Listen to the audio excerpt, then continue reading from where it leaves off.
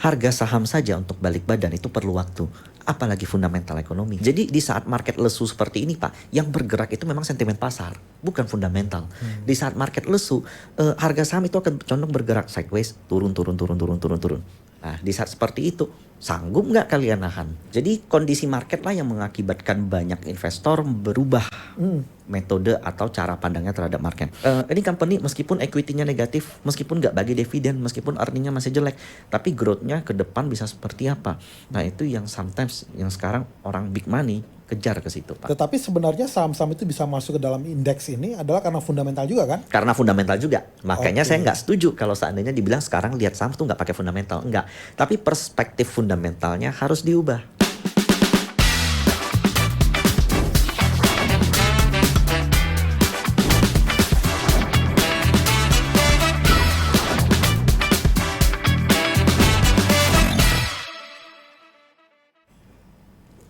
Kembali lagi, The Fit Post Show. Hari ini kita akan bahas terkait tentang tema, benarkah investasi saham sekarang tidak lagi melihat fundamental? Nah, pembicara yang kita undang pada hari ini seorang pemerhati market ya, yang sangat tepat dengan pengalaman belasan tahun di market, dan dia adalah seorang trader profesional. Dan kita akan membahas topik terkait hari ini, bagaimana kalau misal trading saham cuma modal feeling. Kenapa banyak orang nggak peduli lagi dengan fundamental ya? Lalu mengapa sekarang dari survei banyak investor retail sekarang lebih fokus pada sentimen pasar ya daripada laporan keuangan. Lalu sekarang banyak orang trading saham karena informasi katanya bakal naik. Nah, tanpa berlama-lama kita sambut Ko Michael Yo. Halo Pak Firman. Selamat datang Ko. Thank you. Iya. Oke, ini topik ini kayaknya pas banget karena saya pernah mendengar podcast Ko Andre ya, tentang bagaimana sekarang zaman berubah, termasuk perilaku investor juga berubah. Makanya topik hari ini kita mau angkat, benarkah investasi saham sekarang tidak lagi melihat fundamental, cuma mengandalkan modal feeling. Oke, kok apa betul sekarang fundamental sudah tidak perlu lagi?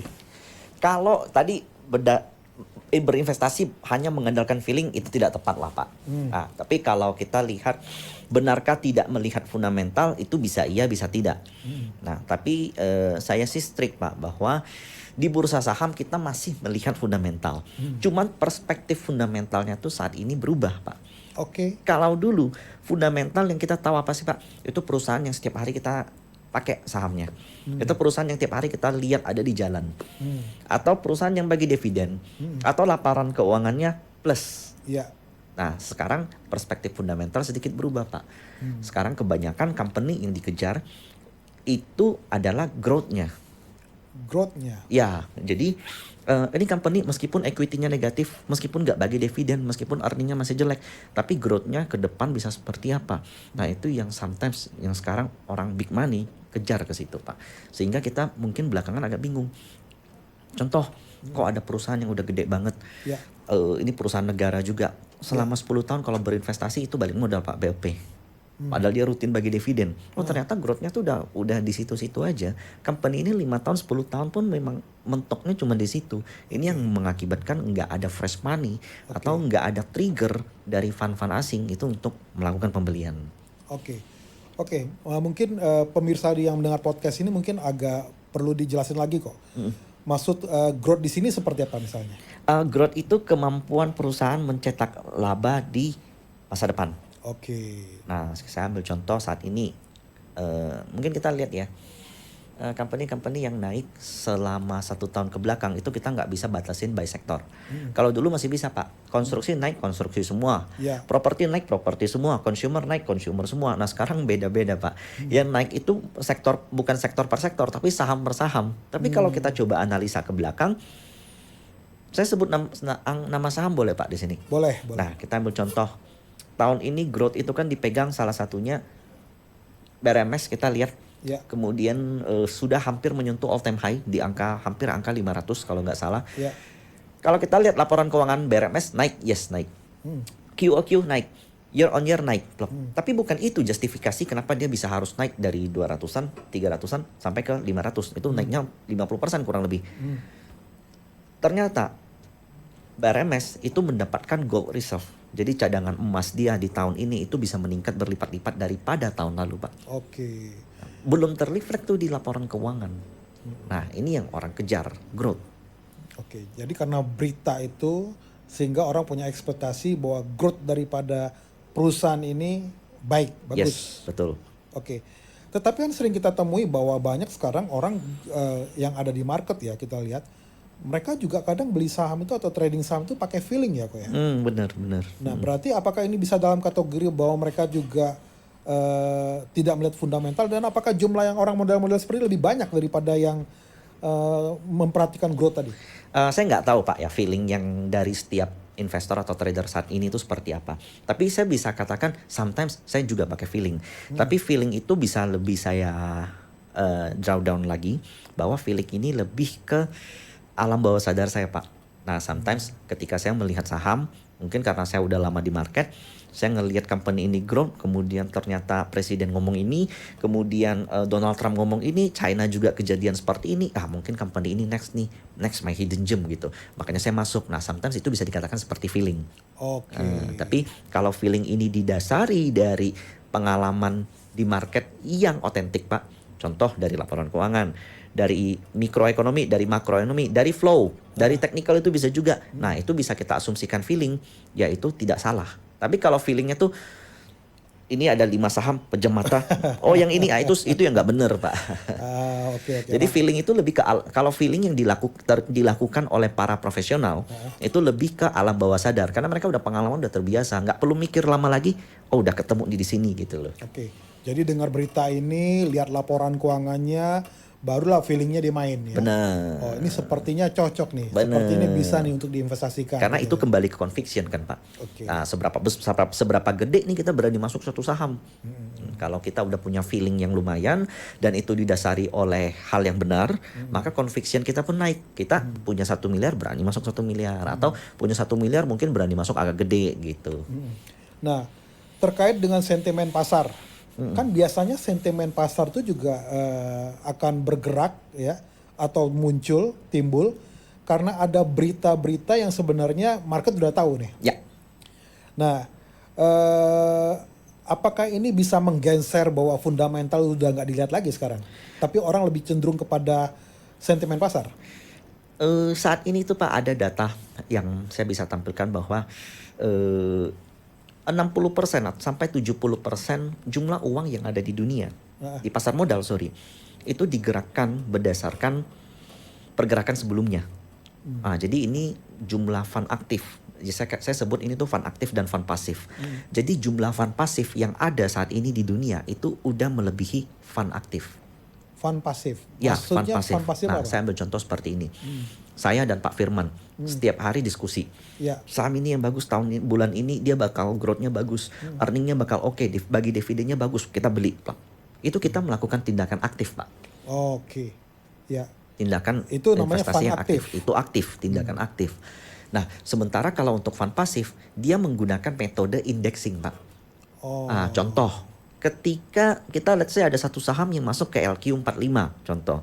Mau nggak mau fund manager harus beli LQ45 dong, suka nggak suka. Karena benchmark dia adalah indeks. Jadi karena dia adalah seorang fund manager dan dia metodenya adalah pakai indeks, ada satu saham, contoh kita sebut sama AAD contoh, kan belum masuk LQ45. Jika AAD naik terus kemudian dimasukkan ke LQ45, ini contoh doang ya. Saya sebagai seorang fund manager itu mau nggak mau harus beli AAD juga. Karena kalau saya nggak beli, LQ45 naik, porto saya diem nanti. Nah, saya bisa ditanya itu sama komunitas investasi, atau saya bisa ditanya tuh sama nasabah-nasabah, kok LQ45 naik, kalian gitu-gitu aja. Karena saya nggak ikutan beli ADI kan, jadi mereka mau nggak mau harus beli. Nah, ini tindakan yang disebut dengan pasif. Oke. Nah, jadi jumlah fund pasif dan aktif saat ini lebih besar adalah fund pasif. Oke. Berarti ibaratnya bahwa mereka yang pasif fund ini adalah mereka yang investasi, mereka tapi menggunakan pola indeks. Menggunakan metode indexing. Menggunakan indexing. Oke. Tetapi sebenarnya saham-saham itu bisa masuk ke dalam indeks ini adalah karena fundamental juga kan? Karena fundamental juga. Makanya saya nggak setuju kalau seandainya dibilang sekarang lihat saham tuh nggak pakai fundamental. Enggak. Tapi perspektif fundamentalnya harus diubah. Tapi kita melihat seperti kemarin ada saham-saham ya penyebutan nama saham di sini bukan untuk ajakan membeli atau menjual, tetapi lebih ke arah kita diskusi dan pembelajaran. Ko Michael, seperti kemarin kan ada saham, ya kita sebutlah sahamnya Pak Pepe. Itu kan naiknya kenceng sekali. Tiba-tiba keluar dari MSCI. Wah, itu indeks kan satu hari bisa sempat koreksi dalam kan. Nah, itulah wajah bursa kita tanpa saham konglomerat sekarang. Karena saham konglomerat itu kan market cap-nya gede, Pak ya. Padahal aslinya aset mereka nggak segede itu. Nah, cuman metode indexing kita, metode perhitungan IHSG kita itu kan berdasarkan market cap, bukan berdasarkan aset. Oke. Nah, berarti terkait dengan isu yang berkata bahwa sekarang kalau misalnya investasi nggak lihat fundamental, sepenuhnya nggak benar. Nggak sepenuhnya benar. Nah, karena intinya adalah sebenarnya ada passive fund yang bergerak atau mereka investasi, mereka lebih melihat kepada indexing. Betul. Di mana itu sebenarnya fundamental juga. Sehingga dia bisa masuk ke dalam indeks itu. Betul. Oke, nah berarti sekarang pertanyaannya, apabila misalnya kita sebagai seorang pemula nih atau trader, mana yang saya harus ikutin, indeks atau sentimen? Nah, ini kembali lagi tergantung dari time frame sama profil resiko masing-masing. Nah, karena kenyataannya yang sering banyak kasih cuan kan yang sentimen kok. Yang sentimen benar. Betul kan? Nah, karena saat ini market kita lesu, Pak. Harus diakuin, Pak. Saat ini fundamental ekonomi kita sedang tidak menarik. Ekonomi kita 6 bulan ke belakang kita terjadi deflasi, Pak. Kemudian growth GDP kita itu di angka 5-4, jadi growth-nya tuh lesu. Nah, ini ngebuat indeks kita nggak kemana-mana, bahkan condong turun. Nah, sehingga fundamental kita memang lagi kurang baik selama 1-2 tahun ke belakang. Sambil contoh saham, ini bukan rekomendasi ya Pak ya. Kita cuma bahas doang. Telkom itu sudah kembali ke level 2020, Pak. Level COVID. Ambil contoh SMGR. Itu kembali ke level 2008, Pak. Subprime mortgage. Padahal semen Gresik sampai saat ini salesnya ada masalah nggak? Enggak. Profitnya masih ada nggak? Masih ada. Nah, jadi kembali lagi. Tadi pertanyaannya apa, Pak? Nah, berarti apakah orang lebih cenderung, salah nggak yang sentimen pasar? Mereka hanya bergerak dengan sentimen pasar tanpa melihat misalnya mereka mengikuti indexing. Jadi di saat market lesu seperti ini, Pak, yang bergerak itu memang sentimen pasar, bukan fundamental. Di saat market lesu, harga saham itu akan condong bergerak sideways, turun. Nah, di saat seperti itu, sanggup nggak kalian nahan? Sanggup nggak kalian membiarkan orang lain menjadi juara? Sanggup gak kalian membiarkan orang lain atau saham lain naik, tapi kalian tetap setia sama saham kalian? Kalau kalian sanggup, lanjutkan. Hebat kalian. Artinya kalian punya mental dan punya time frame yang berbeda dong dengan orang. Ini satu skill yang kalian perlu pegang memang. Nah, tapi kebanyakan orang kan tidak bisa. Makanya kebanyakan yang ngikutin, yang kita lihat adalah orang-orang ngikut sentimen saat ini. Nah, apa bisa karena fenomena, kita ambil contoh ya, Ko Michael.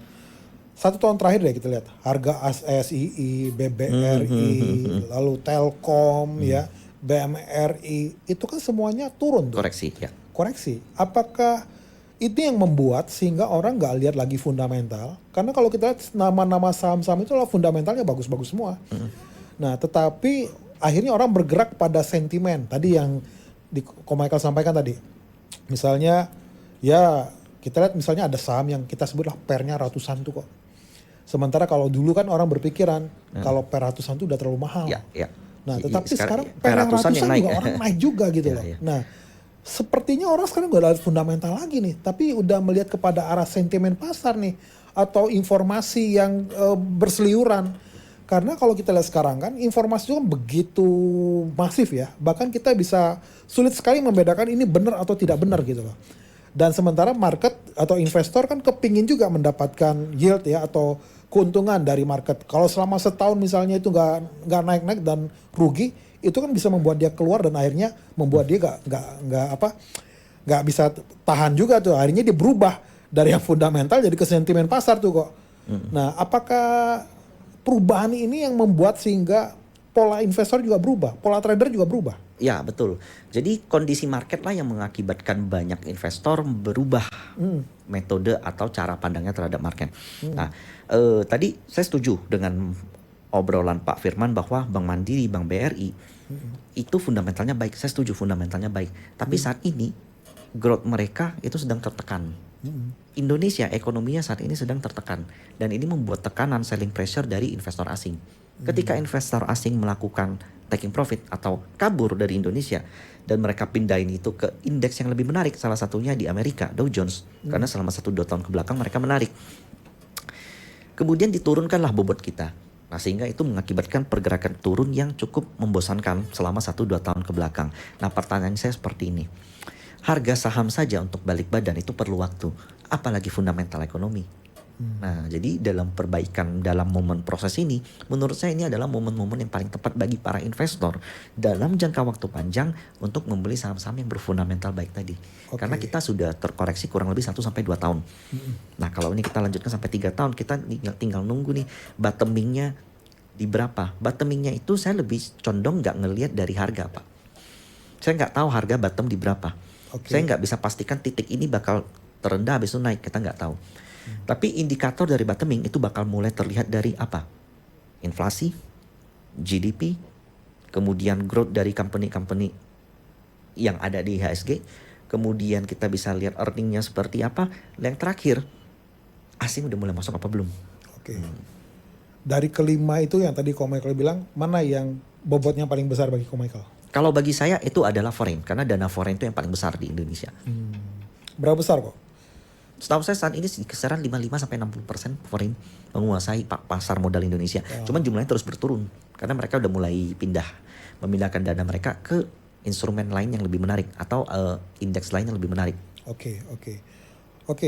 Nah, sekarang berarti dengan konsep yang ada sekarang atau misalnya informasi yang sangat-sangat masif ya kok ya, kita melihat bahwa nggak tepat kalau seandainya fundamental itu dipinggirkan. Ya, tidak tepat. Tetap harus melihat fundamental. Betul. Nah, masalah sentimen pasar itu menggerakkan saham, berarti ibaratnya itu sah-sah saja. Sah-sah saja. Tetapi tetap fundamental harus diutamakan juga. Yes. Oke. Nah, tetapi kalau saya bicara ya, saya perhatikan misalnya para trader-trader atau perilaku daripada investor saham lah yang di Indonesia. Sekarang mereka udah mulai beralih kepada rumor lah, isu lah, yang katanya ini naik, mereka beli, lalu tiba-tiba akhirnya mereka kepentok di atas. Apakah ini salah satu cara tanda kutip bandar untuk menggerakkan sahamnya, memanfaatkan perilaku yang saat ini di market yang berubah? Nggak lihat fundamental lagi, tapi kepada sentimen pasar.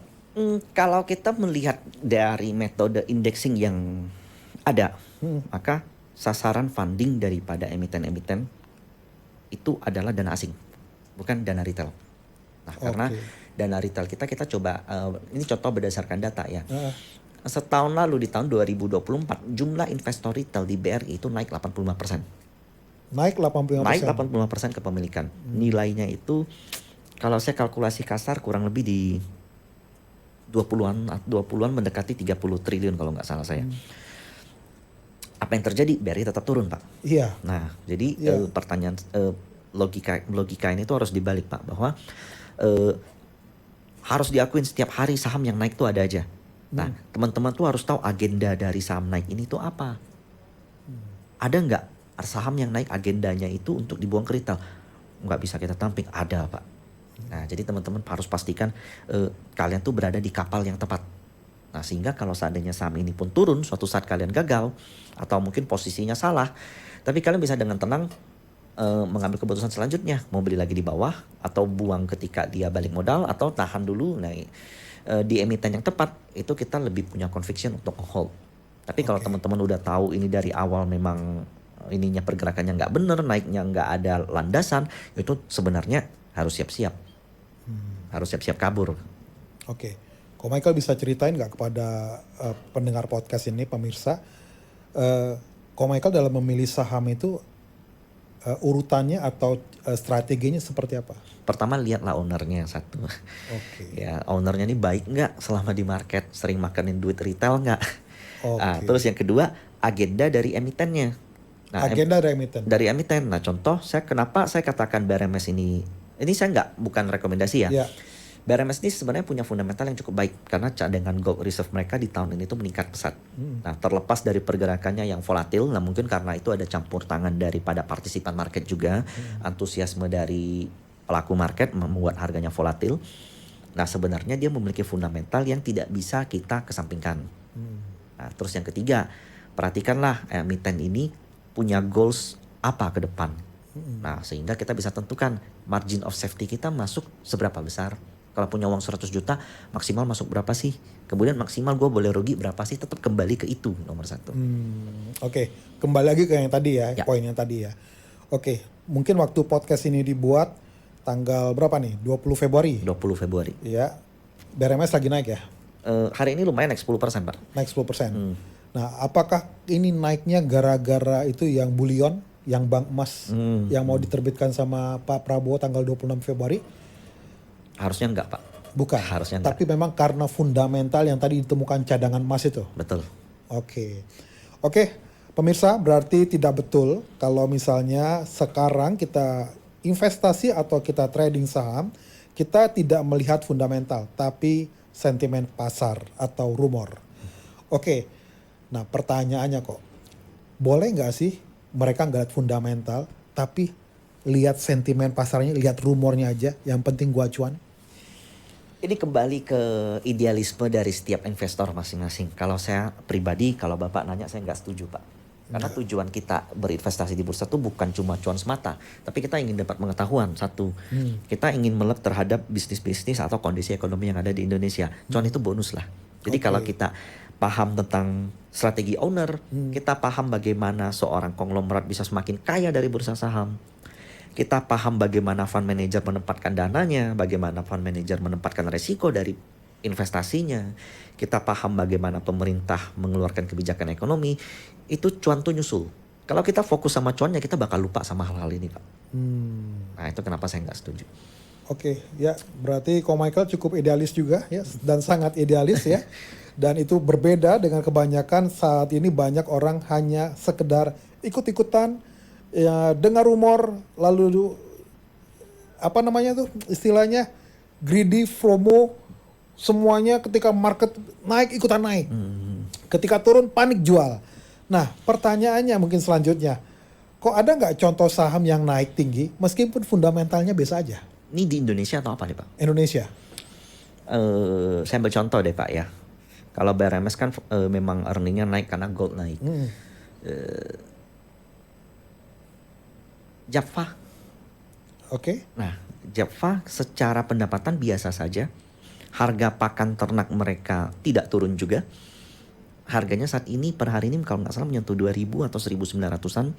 Bottomnya tuh di kisaran 1500, itu naik udah 30% lebih atau bahkan mungkin menyentuh 40%. Asing mengakumulasi saham Japfa begitu besar. Nah, bahwa ternyata ada rumor nih Pak. Japfa itu dibeli sama salah satu Taipan di Indonesia, tapi yang dibelinya itu pusatnya Pak, Japfa Singapura. Oh gitu. Nah, jadi ini salah satu contoh nih, fundamentalnya biasa aja tapi naiknya gila-gilaan. Nah, kalau kita lihat flow ke belakang, ya asing paling berperan terhadap saham ini.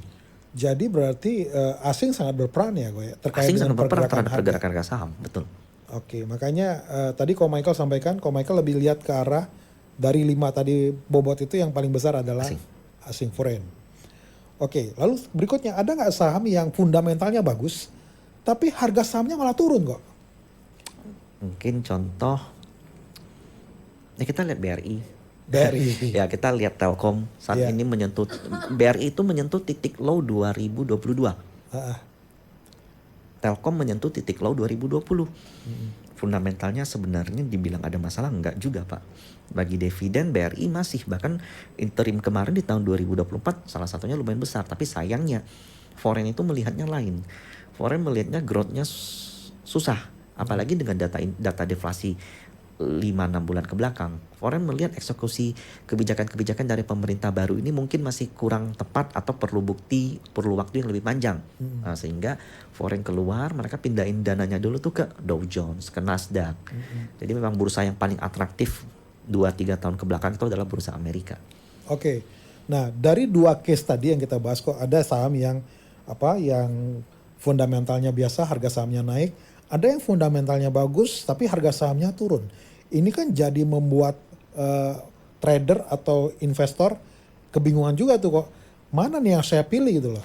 Ya itu perspektif fundamentalnya tuh harus diubah Pak. Karena kalau seandainya kita ngikutin zaman-zaman dulu Pak ya, mungkin ada yang namanya value investing. Value investing itu nggak peduli sama yang namanya kondisi global. Selama PBV-nya murah beli tinggalin. Nah, realitanya ketika PBV murah, company bagus, ekonomi sedang bagus.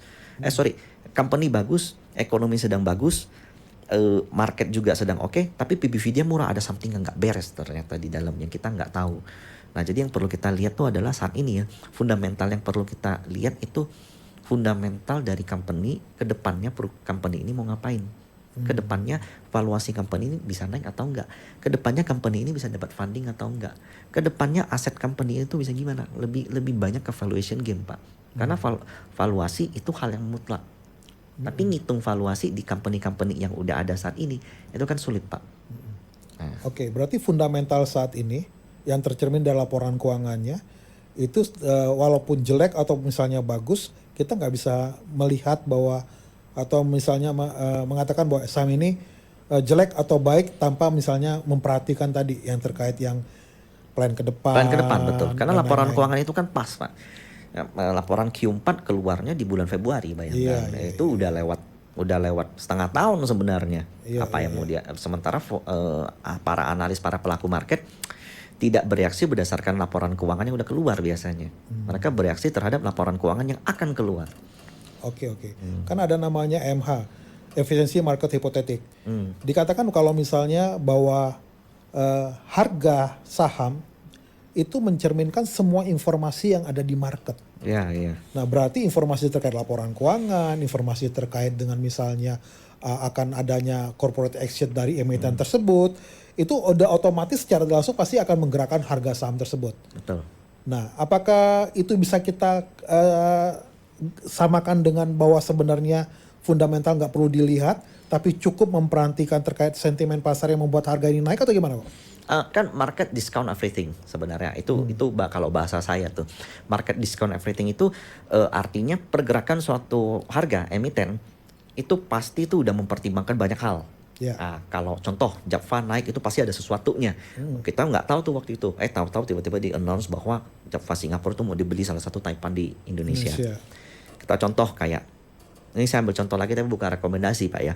Dewa saat ini tuh menyentuh angka 150 tadi. Mendekati all time high-nya. Bahwa ternyata ada konversi hutang yang besar sekali dan bakal dikonvert ke equity. Dan pemegang hutangnya adalah salah satu Taipan di Indonesia. Nah tadi pertanyaannya apa Pak? Apakah dengan harga yang naik ya terkait dengan sentimen pasar sehingga orang nggak perlu lihat fundamental lagi? Saya nggak setuju. Pertanyaannya kalau seandainya harga saham naik, contoh Bitcoin naik nih Pak 100.000. Bapak berani nggak simpan semua uang Bapak di Bitcoin? Nggak berani. Convictionnya nggak ada, reasonnya nggak ada. Karena dalam berinvestasi sometimes orang hanya melihat angka. Wah ini bisa naik 50%. Gue punya uang 1 M gue masukin jadi 1,5 M. Tahun depan itu dari 1,5 M naik 50% lagi itu jadi 2,2 M.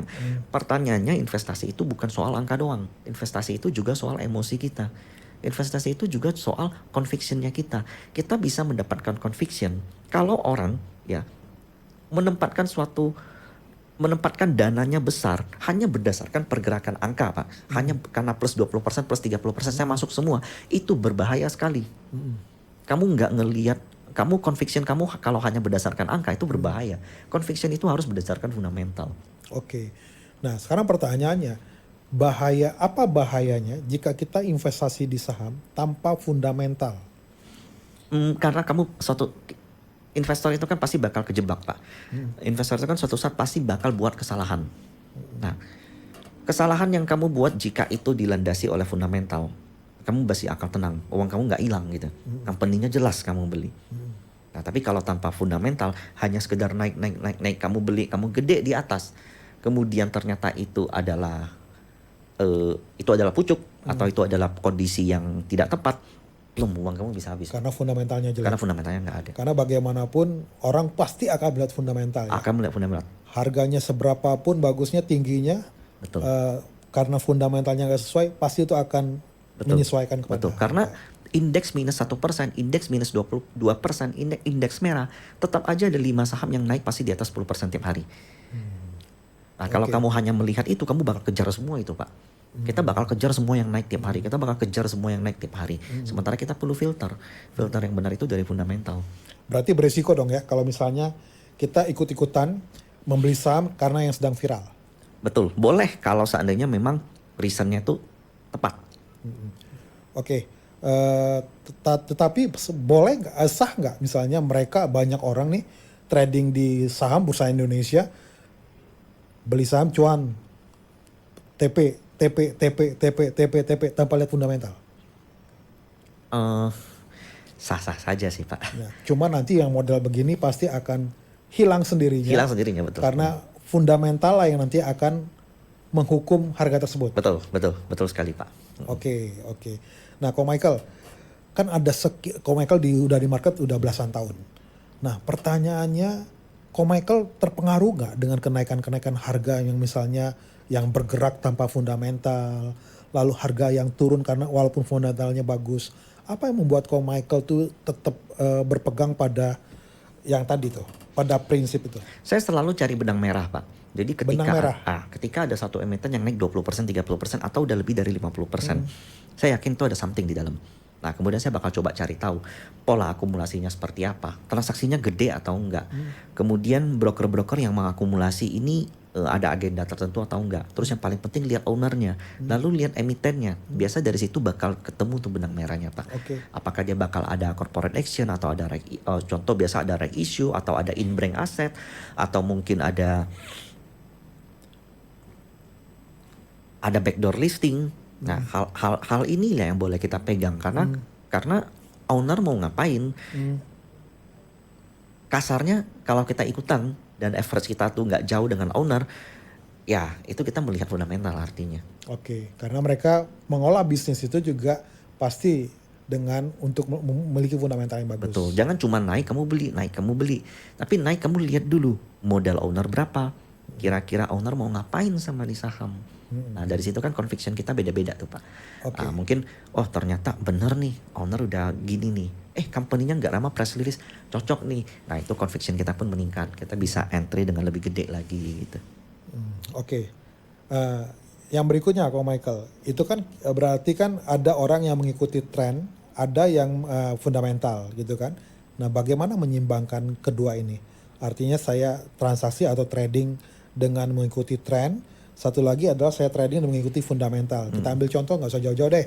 Misalnya BBRI, Telkom, atau Astra. Fundamentalnya bagus, tapi trennya turun terus. Nah, tetapi ada yang fundamentalnya nggak bagus, tapi trennya naik. Nah, bagaimana menyimbangkan ini sebagai seorang trader profesional? Kalau saya pribadi, Pak, ya tahun lalu saya nggak ada trading BRI sama sekali. Nggak ada? Nggak ada. Bukannya saya nggak bilang fundamental BRI jelek, Pak, ya. Tapi fundamental BRI itu sedang tidak atraktif. Nah, karena growth nggak ke sana. Nah, sementara saya lihat saham-saham lain, Pak, tapi saya nggak sebut lah di sini, Pak, ya.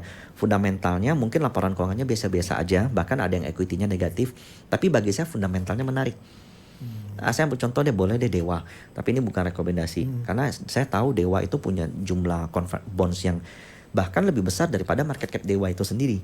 Ketika bonds ini dikonversikan ke equity, maka otomatis market cap Dewa bakal naik dong. Nah, bagi saya inilah fundamental, Pak. Bagi saya inilah fundamental. Perspektif fundamental saya berubah. Lalu apakah saya nggak akan beli BRI? Saya bakal beli BRI, Pak. Seandainya inflasi kita mulai muncul. Karena BRI ini kan proxy, ya kita bisa katakan 90% dari pangsa pasar BRI itu middle to low. Tidak seperti BCA yang middle to high. Nah, middle to low, data-data yang perlu kita lihat apa? Inflasi, gaji buruh, kemudian Konsumsi itu nomor satu, Pak. Nah, konsumsi kita, inflasi kita semua nggak ada, Pak. Makanya turun. Nah, BRI company yang baik, Pak. Tapi ekonomi kita lagi nggak mendukung untuk growth daripada BRI. Saya bakal beli BRI, Pak, someday. Pasti kalau seandainya memang growth-nya udah mulai muncul. Nah, jadi memang perspektif fundamental tuh yang kita ubah.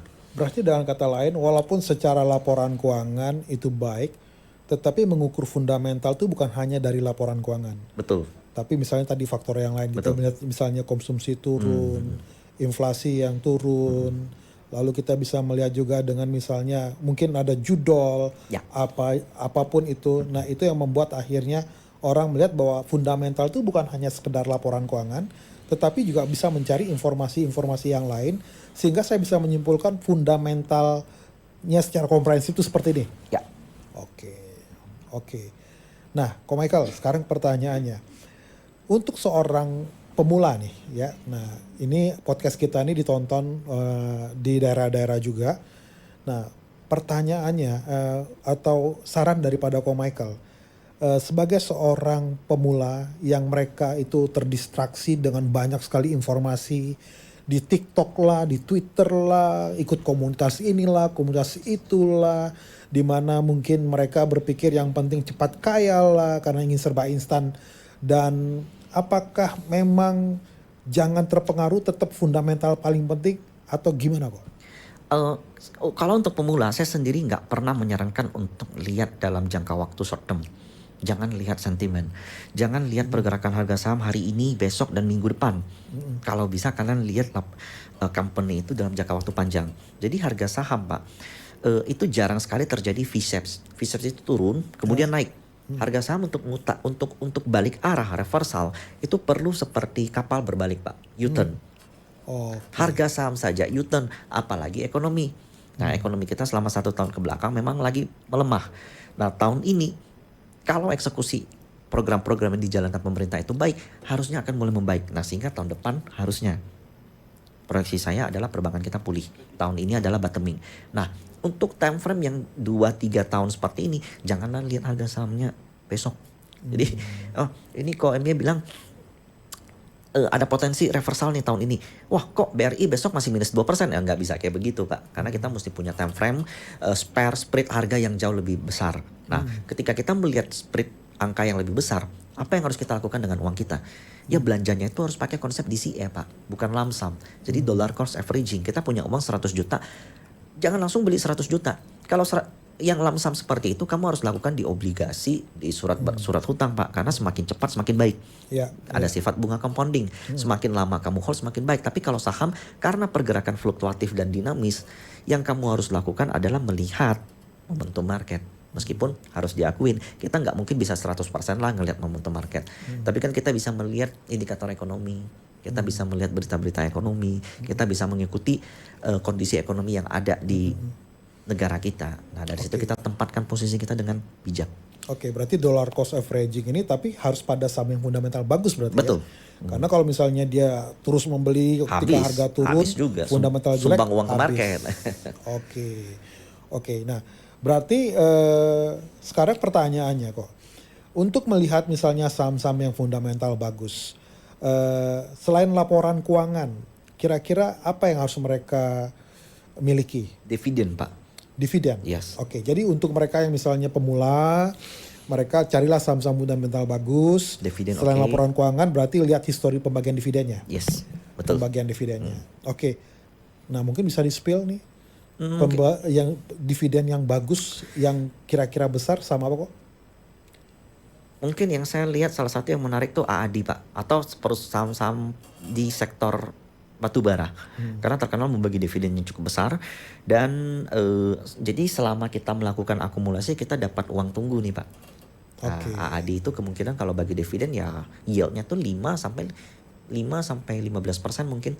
Nah, jadi selama periode kita akumulasi itu kita juga dapat hadiah dividen. Dividennya kita bisa gunakan untuk mungkin pakai keperluan pribadi atau beli lagi sahamnya.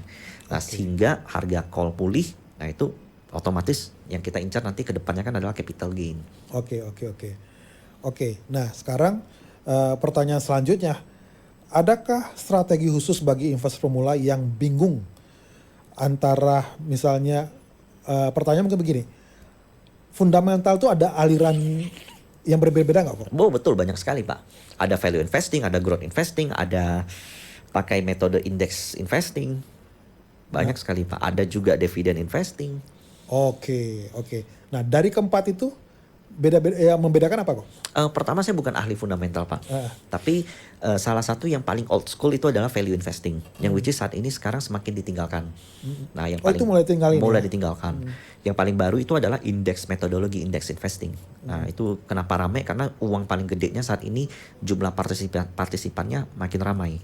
makin besar sehingga mereka mempengaruhi harga itu sendiri, Pak. Nah, apa yang membuat value investing mulai ditinggalkan? Jadi value investing itu semakin ditinggalkan, Pak, Ya. karena saat ini uang yang bergerak di market itu likuiditasnya terbatas, Pak. Oke. Nah, jadi di mana ada gula, di mana ada potensi growth-nya gede, di mana ada potensi performance alpha yang tinggi, semua uang ngejar ke situ.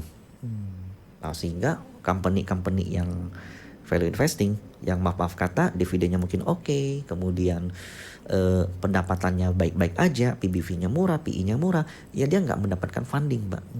Karena harus diakuin harga saham bisa naik itu kalau dia mendapatkan funding, Pak. Kalau dia dilirik sama pelaku market, kalau dia dilirik sama investor-investor di market.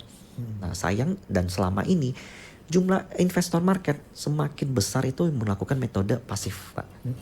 Bukan metode aktif. Di mana passive fund ini sekarang lebih ke arah indexing. Betul. Oke. Nah, sekarang pemirsa, bahwa ke depan bagi pemirsa yang ada di berbagai kota, saudara bisa mengikuti atau langsung dibimbing oleh Ko Michael Yo untuk bagaimana berinvestasi saham secara baik dan benar dengan melihat fundamental. Bahkan di dalam grup tersebut nanti akan dibimbing, dibina, dan bisa bertanya secara bebas, akan di-coaching langsung sama Ko Michael. Mungkin bisa di-spill kok, syarat untuk bergabung itu apa kok? Oh, di grup kita mungkin hanya cukup buka rekening di investasiku. Dengan modal hanya 10 juta itu sudah bisa, Pak. Tanpa biaya bulanan, tanpa biaya daftar masuk juga. Oke, jadi cukup dengan membuka RDN di investasiku dan store di RDN-nya 10 juta. Caranya bagaimana? Tinggal scan barcode yang ada di layar. Teman-teman bisa menjadi seorang profesional trader yang berhasil seperti Ko Michael yang dari Pontianak. Jadi nanti kita akan temukan Ko Michael yang lain yang dari Palembang, yang dari Medan, atau yang dari kota-kota kecil lainnya. Tinggal scan barcode yang ada di bawah. Ko Michael, terima kasih. Terima kasih, Pak Firman. Ini satu kesempatan yang luar biasa, informasi yang luar biasa. Dan mungkin nanti ada topik-topik selanjutnya yang kita bahas yang bisa menjadi sesuatu referensi untuk pembelajaran bagi seluruh pemirsa daripada podcast The Fit Post Show. Dan sekali lagi terima kasih Ko Michael. Terima kasih. Oke, sampai jumpa di topik berikutnya. See you.